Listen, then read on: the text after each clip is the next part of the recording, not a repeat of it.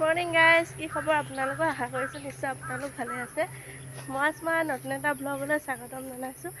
আজি হ'ল 10 জুলাই।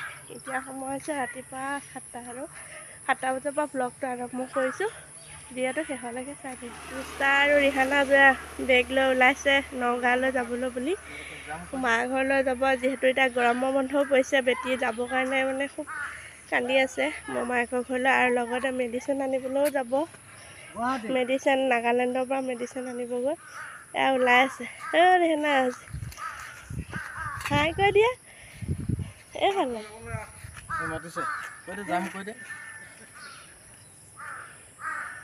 আৰু কোনে কোনে বাৰু সৰুতে এনেকৈ মমায়েকৰ ঘৰত স্কুল বন্ধ হ'লে যাব বিচাৰে বাৰু কমেণ্ট কৰি জনাব দেই। একদম মোৰ সৰুকাললৈ মনত পৰি গ'ল একদম। আৰু এইফালে চাওক, আমাৰ এই কেকাজনে সদায় মানে চৰাইবিলাকক ভুজিয়া দিয়ে। আৰু ৰাতিপুৱা সময় কি ধুনীয়াকৈ বিধ চৰাই আহিছে চাচোন।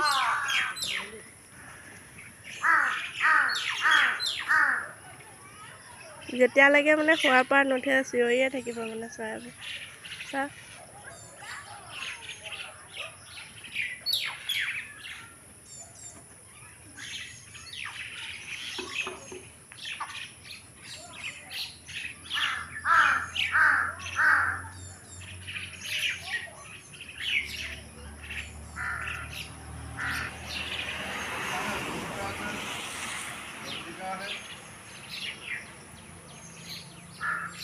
কোনে কোনে বাৰু চৰাই ভাল পায় কমেণ্ট কৰিব দেই।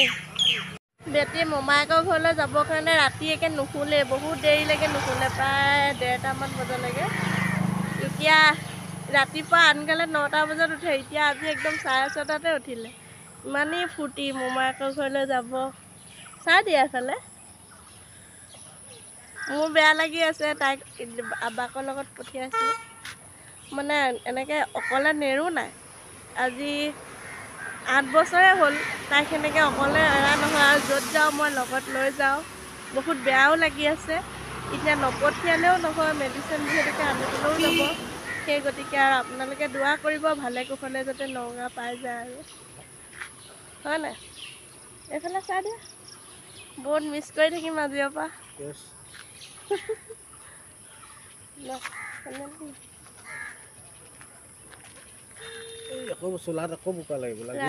ৰাতিপুৱা এতিয়া ৰুটি বনালোঁ, আলু ভাজি বনাই ধুনীয়াকৈ খুৱাই পঠিয়ালোঁ, আৰু টিফিনো দি পঠিয়াইছোঁ লগত। ৰাতিপুৱা টাইম যিহেতুকে ৰাতিপুৱা ট্ৰেইনত যাব, সোনকালে যাব লাগিব কালুগাঁৱৰ পৰা শিৱসাগৰ টাউনলৈ, ট্ৰেইন ষ্টেচনলৈ। আৰু এতিয়া আমাৰ গাঁওখনৰ নাম কালুগাঁৱৰ পৰা টেম্পুত যাব। ইয়াত টেম্পুত উঠিছে দেই গাইজ, এইটো লোৱা। এয়া টেম্পুত উঠিছে গাইজ।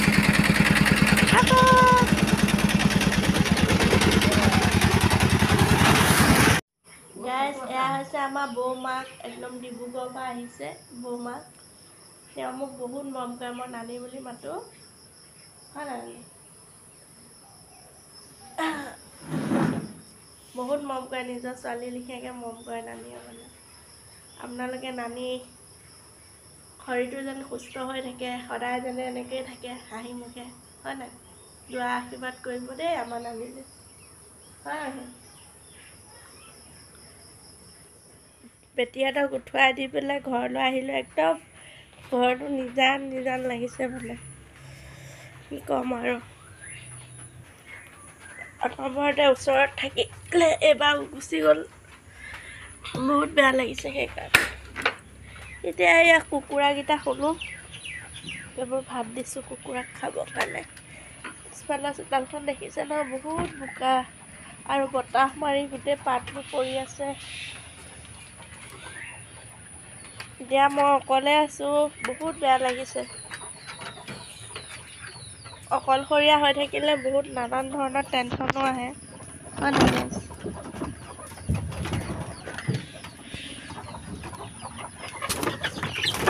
চাব দেই গাইজ।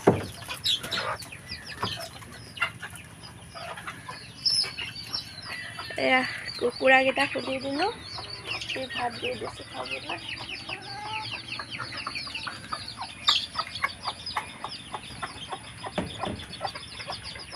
বতৰটো বেয়া, বৰষুণ পৰি আছে। আপোনালোকৰ পিনে পৰিছেনে জনাব।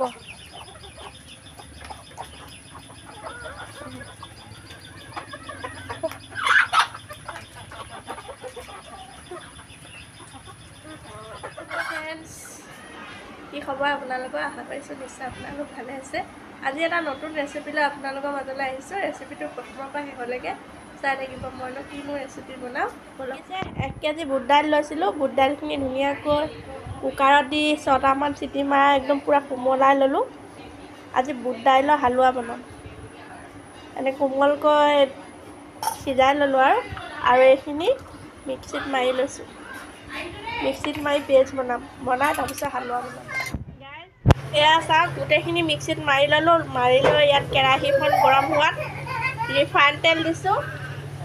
গোটেইখিনি মিক্সিত মাৰি ল'লোঁ। মাৰি লৈ কেৰাহী এখন গৰম কৰি ইয়াত ৰিফাইন দি পেলাই এতিয়া গোটেই পেষ্টখিনি ইয়াত দি দিছোঁ।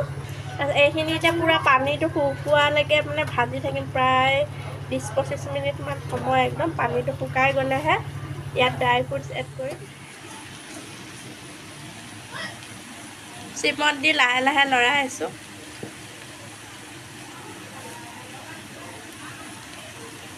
পানীটো শুকাইছে।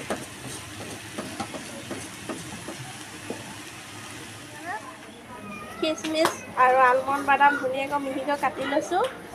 আৰু এইফালে প্ৰায় পানীটো শুকাই গ'ল আৰু দেখিছে, পানীটো শুকাই পূৰা গোটা হৈ যোৱালৈকে হৈ গৈছে।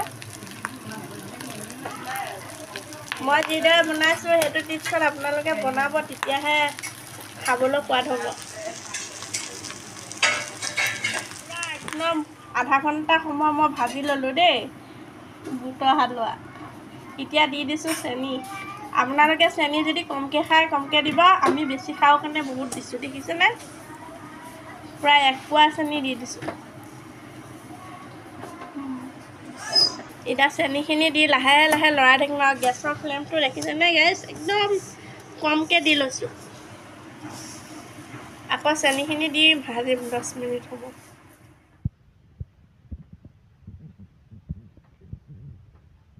চেনি দি এতিয়া লৰাই আছোঁ। ইয়াতে লং ইলাচিও দি দিছোঁ ফ্লেভাৰটো ভাল আহিবৰ কাৰণে। আৰু তামোল এখন খাই লৈছোঁ।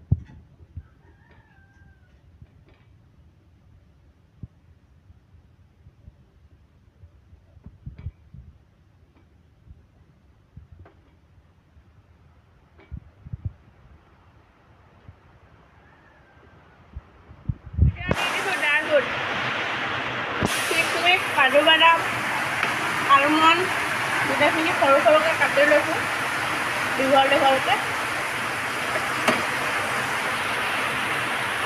গাইছ, এয়া অনেক ঘিউ দিছোঁ। ঘিউ দিলে মানে ফ্লেভাৰটো বহুত ভাল লাগে। অন্নপূৰ্ণা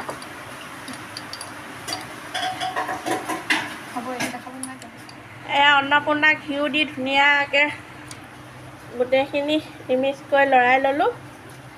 একদম পাৰফেক্ট বুট দাইলৰ হালোৱা হৈ গ'ল। আপোনালোকে কোনে কোনে বুট দাইলৰ হালোৱা খাই ভাল পায় কমেণ্ট কৰি জনাব দেই। আপোনালোকক মই টেষ্ট কৰি দেখাই আছোঁ কেনেকুৱা হৈছে। গাইছ, এয়া চাওক, হালোৱা ৰেডি হৈ গ'ল। আপোনালোকক কৈছিলোঁ ন টেষ্ট কৰি দেখাম কেনেকুৱা হৈছে। খাই চাওঁ দেই।